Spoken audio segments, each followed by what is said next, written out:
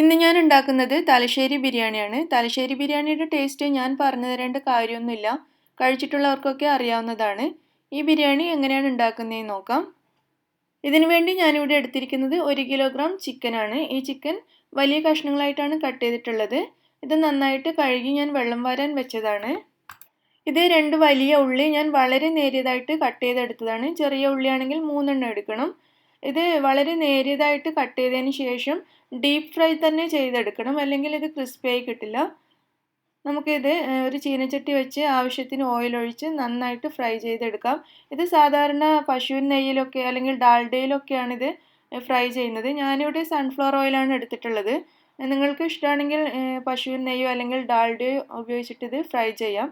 പശുവിൻ നെയ്യിലൊക്കെ ഫ്രൈ ചെയ്യുകയാണെങ്കിൽ ഒന്നുകൂടി നല്ല ടേസ്റ്റ് ആയിരിക്കും. ഞാനിവിടെ ഇപ്പോൾ എടുത്തിരിക്കുന്നത് സൺഫ്ലവർ ഓയിലാണ്.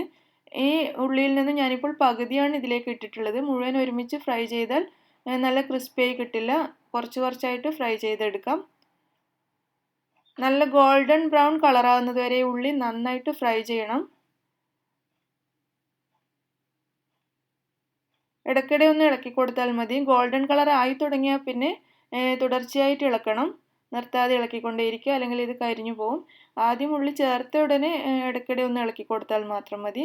ഈ ഉള്ളിയുടെ നല്ല ഗോൾഡൻ കളറായി വന്നിട്ടുണ്ട്. നമുക്കിതൊരു പ്ലേറ്റിലേക്ക് മാറ്റാം.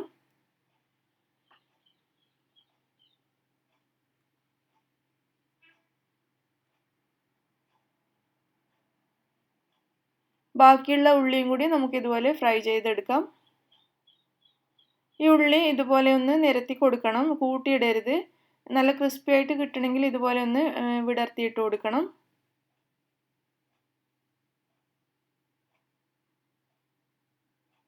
മുഴുവൻ ഉള്ളിയും ഞാനിവിടെ ഫ്രൈ ചെയ്തെടുത്തിട്ടുണ്ട്. ഇനി നമുക്ക് ഈ ഓയിലിൽ തന്നെ കുറച്ച് കശുവണ്ടി ഇട്ട് ഫ്രൈ ചെയ്തെടുക്കാം. അതും ഗോൾഡൻ കളർ ആവുന്നത് വരെ ഫ്രൈ ചെയ്യണം. പെട്ടെന്ന് തന്നെ അത് റെഡിയാവും. 2-3 മിനിറ്റ് കൊണ്ട് തന്നെ നല്ല ഗോൾഡൻ കളർ ആയിക്കോളും.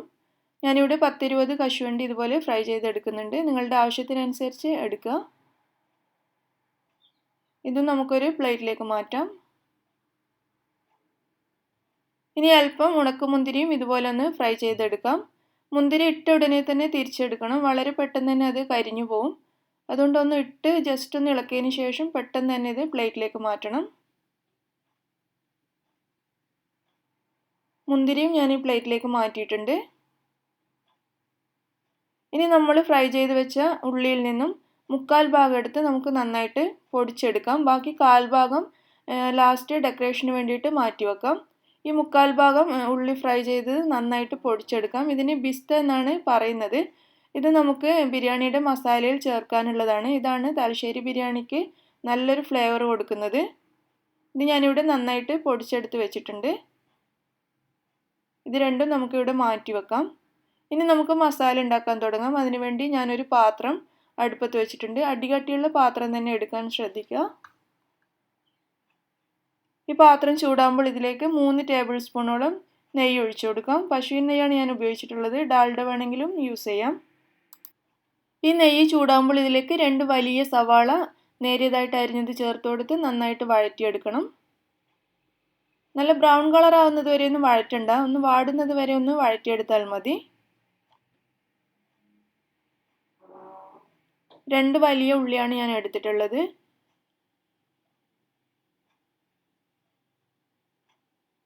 ഉള്ളി നന്നായി വാടിയിട്ടുണ്ട്. ഇനി നമുക്കിതിലേക്ക് ഇഞ്ചി, വെളുത്തുള്ളി, പച്ചമുളക് ഇത് 3ഉം കൂടി ഒരുമിച്ച് അരച്ചെടുത്തതാണ്, ഇത് ചേർക്കാം. ഇതിൽ ഞാനിപ്പോൾ 10 അല്ലി വെളുത്തുള്ളി, വെളുത്തുള്ളിയുടെ പകുതിയോളം ഇഞ്ചി, 10 ചെറിയ പച്ചമുളക് ഇത്രയാണ് എടുത്തിട്ടുള്ളത്. വെളുത്തുള്ളി വലിയ അല്ലി ആയതുകൊണ്ടാണ് ഞാൻ 10 എണ്ണം എടുത്തിട്ടുള്ളത്. നമ്മുടെ ഇന്ത്യൻ വെളുത്തുള്ളി ആണെങ്കിൽ 2 ബൾബെങ്കിലും എടുക്കേണ്ടി വരും. ഇത് നന്നായിട്ട് വഴറ്റിയതിൻ്റെ പച്ചമണം കളയണം. 3-4 മിനിറ്റ് നന്നായിട്ട് വഴറ്റണം. ബ്രൗൺ കളറൊന്നും ആവണ്ട. ഇനി ഇതിലേക്ക് 1/2 ടീസ്പൂൺ മഞ്ഞൾപ്പൊടി ചേർക്കാം. അതുപോലെ 2 ടീസ്പൂൺ ഗരം മസാല പൊടിയും ചേർക്കാം. ഗരം മസാല പൊടി ഉണ്ടാക്കുന്ന വീഡിയോ ഞാൻ അപ്ലോഡ് ചെയ്തിട്ടുണ്ട്. അറിയാത്തവരാണെങ്കിൽ അത് നോക്കിയിട്ട് ഉണ്ടാക്കണം. നമ്മുടെ കണ്ണൂർ ഭാഗത്തൊക്കെ സാധാരണ ഉണ്ടാക്കുന്ന ഒരു സ്റ്റൈലിലുള്ള ഗരം മസാല പൗഡറിൻ്റെ റെസിപ്പിയാണ് ഞാൻ കൊടുത്തിട്ടുള്ളത്. ഈ പൊടികൾ ചേർത്ത് നന്നായിട്ടൊന്ന് വഴറ്റിയെടുക്കാം.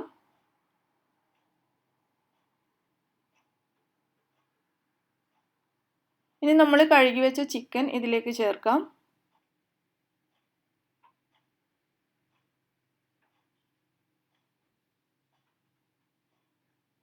ചിക്കൻ ചേർത്ത് നന്നായിട്ടൊന്ന് വഴറ്റിയെടുക്കാം. കുറഞ്ഞതൊരു 5 മിനിറ്റെങ്കിലും നല്ല ഫ്ലെയിമിൽ വെച്ചിട്ട് ഇതുപോലെ ഒന്ന് വരട്ടിയെടുക്കണം. ഈ സമയത്ത് നമുക്കിതിലേക്ക് ആവശ്യത്തിന് ഉപ്പ് ചേർത്ത് കൊടുക്കണം. ഏകദേശം 3/4 ടേബിൾ സ്പൂണോളം ഉപ്പ് ഞാൻ ഇതിലേക്ക് ചേർക്കുന്നുണ്ട്.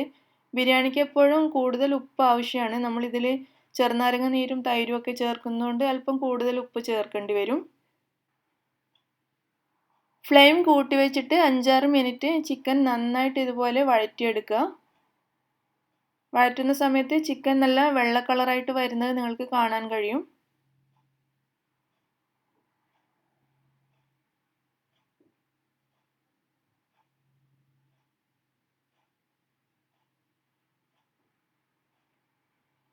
നന്നായിട്ട് വഴറ്റിയ ചിക്കനിലേക്ക് ഒരു കൈ നിറയെ മല്ലിയില ചേർക്കാം. അതുപോലെ 2-3 ടേബിൾ സ്പൂൺ വരെ പുതിനയില കട്ട് ചെയ്തത് ചേർത്തിട്ടുണ്ട്. 2 തക്കാളി ചെറുതായിട്ട് അരിഞ്ഞത് ചേർക്കാം. 2 മീഡിയം സൈസ് തക്കാളിയാണ് ഞാൻ എടുത്തിട്ടുള്ളത്. 2 ടേബിൾ സ്പൂൺ തൈര് ചേർക്കാം.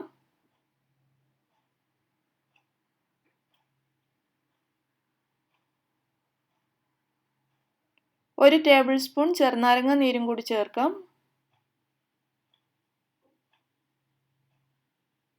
ഇതെല്ലാം കൂടി നന്നായിട്ടൊന്ന് മിക്സ് ചെയ്തെടുക്കാം. നന്നായിട്ട് മിക്സ് ചെയ്തിട്ടുണ്ട്. ഇനി നമുക്കിതിവിടെ അടച്ചു വെച്ച് ഒരു 8 മുതൽ 10 വരെ മിനിറ്റ് വേവിച്ചെടുക്കാം. തക്കാളിയും ചിക്കനും ഒക്കെ നന്നായിട്ടൊന്ന് വെന്ത് വരണം. ചിക്കൻ കൂടുതൽ വെന്ത് അടിഞ്ഞു പോകരുത്. പാകത്തിനുള്ള ഒരു വേവിലെടുക്കണം.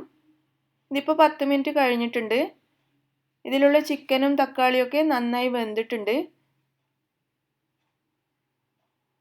ഇനി നമുക്കിതിലുള്ള വെള്ളം ഒന്ന് വറ്റിച്ചെടുക്കണം. അതിനുവേണ്ടി ഇത് അടച്ചു വെക്കാതെ ഇതുപോലെ ഒന്ന് വെള്ളം വറ്റിച്ചെടുക്കാം. ഇതിൻ്റെ അടിയിൽ പിടിക്കാതെ ഇടയ്ക്കിടെ ഒന്ന് ഇളക്കി കൊടുക്കണം. കൂടുതൽ ഇളക്കി ഇതിലുള്ള ചിക്കൻ പീസായി പോവാതെ ശ്രദ്ധിക്കണം.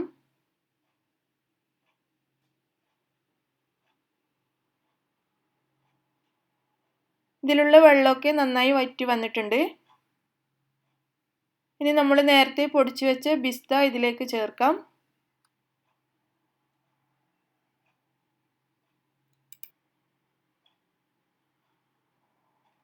ബിസ്ത ചേർത്ത് ഒന്നുകൂടി യോജിപ്പിച്ചെടുക്കുക. ഞാൻ നേരത്തെ പറഞ്ഞതുപോലെ ചിക്കൻ പൊടിഞ്ഞു പോവാതെ സൂക്ഷിച്ച് നന്നായിട്ടൊന്ന് മിക്സ് ചെയ്തെടുക്കുക. ഈ ബിസ്ത ചേർക്കുമ്പോഴാണ് തലശ്ശേരി ബിരിയാണിയുടെ നല്ലൊരു രുചിയും മണവും ഒക്കെ കിട്ടുന്നത്. മസാല ഇവിടെ റെഡിയായി കഴിഞ്ഞു. നമുക്കിനി ഇത് അടച്ചു വെച്ച് അടുപ്പത്തു നിന്ന് മാറ്റി വെക്കാം. ഇനി നമുക്ക് ചോറുണ്ടാക്കാൻ തുടങ്ങണം. അതിനുവേണ്ടി ഒരു പാത്രത്തിലേക്ക് ആദ്യം തന്നെ 4 കപ്പ് അരി എടുക്കാം. ഞാനിവിടെ ജീരകശാല അരിയാണ് എടുക്കുന്നത്. ജീരകശാല അല്ലെങ്കിൽ കായ്മ അരി യൂസ് ചെയ്യാം. നെയ്ച്ചോറിൻ്റെ നേരിയ അരി തന്നെ എടുക്കണം, ചെറിയ അരി. ബസ്മതി അരി തലശ്ശേരി ബിരിയാണിക്ക് നന്നാവില്ല. ഈ അരി നന്നായിട്ട് കഴുകി വെക്കാം. ഇനി നെയ്ച്ചോറുണ്ടാക്കാൻ തുടങ്ങാം. അതിനുവേണ്ടി ഒരു പാത്രം അടുപ്പത്ത് വെച്ചിട്ടുണ്ട്. പാത്രം ചൂടാകുമ്പോൾ ഇതിലേക്ക് 3 ടേബിൾ സ്പൂൺ വരെ പശുവിൻ നെയ്യ് ഒഴിച്ചു കൊടുക്കുന്നുണ്ട്. ഇനി ഇതിലേക്ക് 5 ടേബിൾ സ്പൂൺ സൺഫ്ലവർ ഓയിലും കൂടി ഞാൻ ഒഴിക്കുന്നുണ്ട്. അല്ലെങ്കിൽ വെളിച്ചെണ്ണ യൂസ് ചെയ്യാം. അല്ലെങ്കിൽ മുഴുവനായിട്ട് പശുവിൻ നെയ്യ് തന്നെ ഉപയോഗിക്കുന്നുണ്ടെങ്കിൽ അങ്ങനെ ആയാലും മതി. ഇത് ചൂടാകുമ്പോൾ ഇതിലേക്ക് 4 ഗ്രാമ്പു, 2 കഷ്ണം പട്ട, 2 ബേ ലീവ്സ് കട്ട് ചെയ്തത്, 4 ഏലക്കായ് ഇത്രയും ചേർത്ത് കൊടുക്കാം. ഇനി ഇതിലേക്ക് ഒരു ചെറിയ ഉള്ളിയുടെ പകുതി നേരിയതായിട്ട് കട്ട് ചെയ്തത് ചേർത്ത് കൊടുക്കാം. വലിയ ഉള്ളിയാണെങ്കിൽ ഒരു 1/4 ഭാഗം ചേർത്താൽ മതി. ഈ ഉള്ളി ഒന്ന് വാടിക്കഴിയുമ്പോഴേക്കും ഇതിലേക്ക് വെള്ളം ചേർക്കണം. ഞാനിവിടെ 6 കപ്പ് വെള്ളമാണ് ചേർക്കുന്നത്. അതായത് 4 കപ്പ് അരിയാണ് എടുത്തിട്ടുള്ളത്. അതിന് 6 കപ്പ് വെള്ളം. 1 കപ്പ് അരിക്ക് 1.5 കപ്പ് എന്ന കണക്കിലാണ് എടുത്തിരിക്കുന്നത്. ഇതിലേക്ക് ആവശ്യത്തിന് ഉപ്പ് ചേർത്ത് കൊടുക്കാം. എല്ലാം കൂടെ ഒന്ന് മിക്സ് ചെയ്യാം.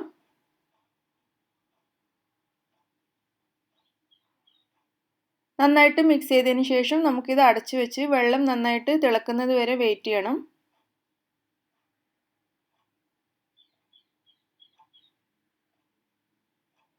വെള്ളം ഇവിടെ നന്നായിട്ട് തിളച്ച് വരുന്നുണ്ട്. ഇനി നമുക്കിതിലേക്ക് നമ്മൾ നേരത്തെ എടുത്ത് കഴുകി വെച്ച അരി ചേർക്കാം. അരിയിൽ ഒട്ടും വെള്ളം ഉണ്ടാവരുത്.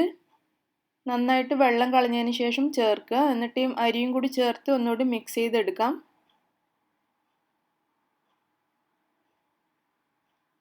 ഇത് തിളച്ചു തുടങ്ങിയിട്ടുണ്ട്. നമുക്കിത് വീണ്ടും അടച്ചു വെക്കാം. നന്നായിട്ടൊന്ന് തിളക്കുന്നത് വരെ വെയിറ്റ് ചെയ്യാം.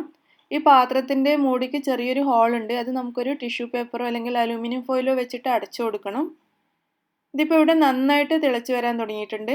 ഈ സമയത്ത് നമുക്കിതിൻ്റെ തീ കുറച്ച് കൊടുത്ത് ലോ ടു മീഡിയം ഫ്ലെയിമിൽ വെച്ചിട്ട് ഈ അരി നന്നായിട്ട് വേവിച്ചെടുക്കാം. തീ കൂട്ടി വെക്കരുത്, വെള്ളം പെട്ടെന്ന് വറ്റി അരി വേവാതെയായി പോവും. ഏകദേശം 10 മിനിറ്റ് എടുത്തിട്ടുണ്ട് ഈ വെള്ളമൊക്കെ വറ്റി ചോറ് നന്നായിട്ട് വെന്ത് വരാൻ.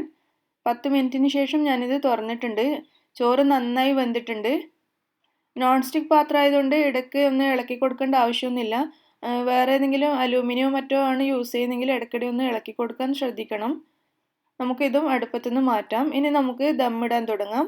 അതിനുവേണ്ടി ഞാനൊരു വലിയ നോൺ സ്റ്റിക്ക് പാത്രം തന്നെയാണ് എടുത്തിട്ടുള്ളത്, അല്ലെങ്കിൽ അടികട്ടിയുള്ള ഏത് പാത്രമായാലും മതി.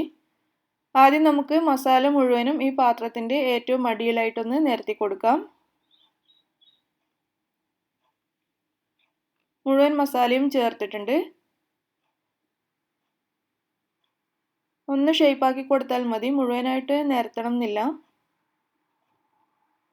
ഇതിൻ്റെ മുകളിലേക്ക് അല്പം മല്ലിയില വിതറി കൊടുക്കാം. ഏകദേശം 2 ടേബിൾ സ്പൂണോളം മല്ലിയില. അതിൻ്റെ മുകളിലായിട്ട് നമ്മൾ വേവിച്ച് വെച്ച നെയ്ച്ചോറിൻ്റെ പകുതിയോളം ചേർത്ത് കൊടുക്കാം. ഇത് എല്ലാ ഭാഗത്തും ഒന്ന് നിരപ്പാക്കി കൊടുക്കാം.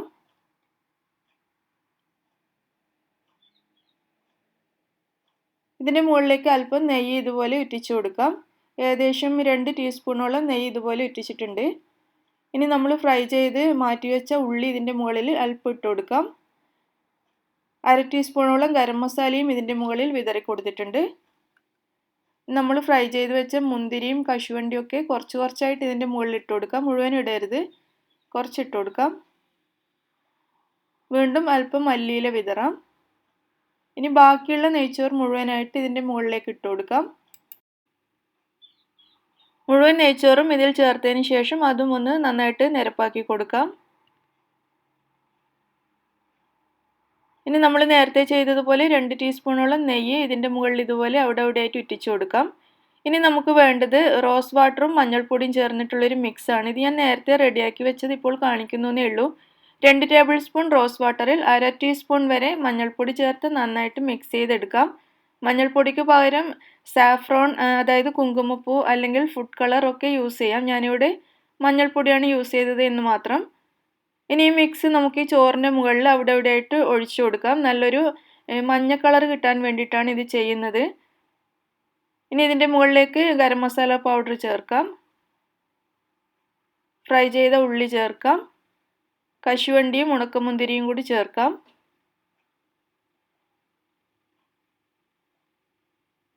വീണ്ടും അല്പം മല്ലിയില മുകളിൽ വിതറി കൊടുക്കാം.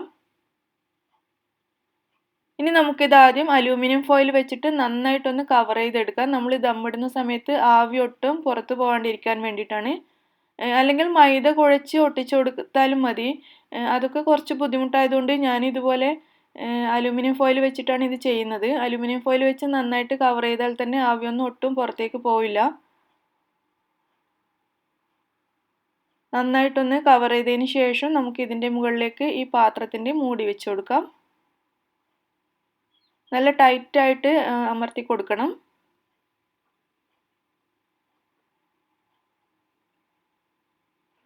നന്നായിട്ട് അമർത്തിയതിന് ശേഷം നമുക്ക് ഈ പാത്രം അടുപ്പത്തേക്ക് മാറ്റാം.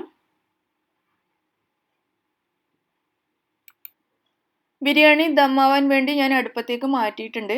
വളരെ ചെറിയ തീയിലാണ് ഇത് വെച്ചിട്ടുള്ളത്. തീ കൂട്ടി വെക്കരുത്, ഇത് കരിഞ്ഞു പോവും. അടിയിലുള്ള മസാലയൊക്കെ കരിഞ്ഞു പോവും. 10 മുതൽ 12 മിനിറ്റ് വരെ മാത്രം ഇതിങ്ങനെ ദം ചെയ്താൽ മതി. കൂടുതൽ സമയം വെച്ച് കഴിഞ്ഞാൽ മസാല ചിലപ്പോൾ അടിയിലൊക്കെ പിടിക്കും.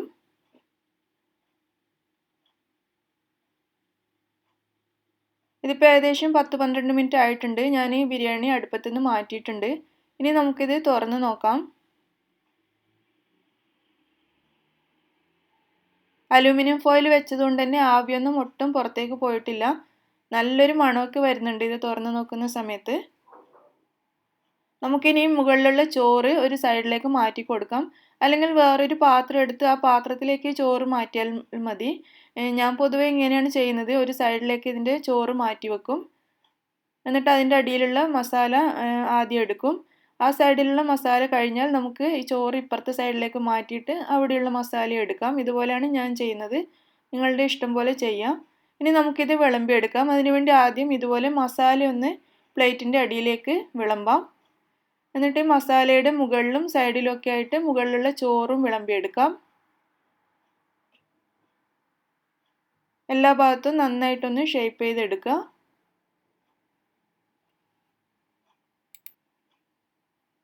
ഇനി ചോറ് നമുക്ക് മറ്റൊരു പ്ലേറ്റിലേക്ക്, അതായത് നമ്മൾ കഴിക്കുന്ന പ്ലേറ്റിലേക്ക് ഇതുപോലെ കമിഴ്ത്തിയിടാം.